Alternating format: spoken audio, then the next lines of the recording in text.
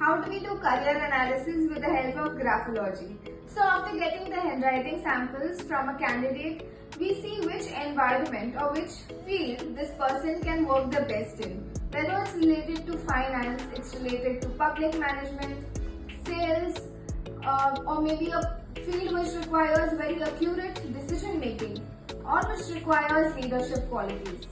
So we cannot pinpoint where exactly this person will land up. If he will land up in a job in a company or land up being a doctor or an engineer, but we can analyze what environment this person will work the best in.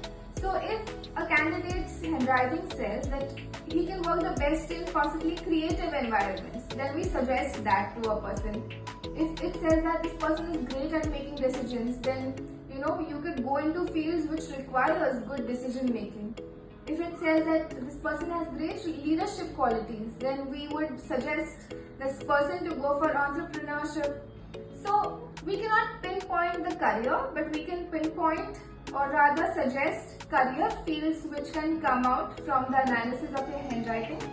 So this can be very helpful because when you choose a career field which you are naturally inclined to, you will automatically work the best for it. To know more about yourself, subscribe to Mystique Letters.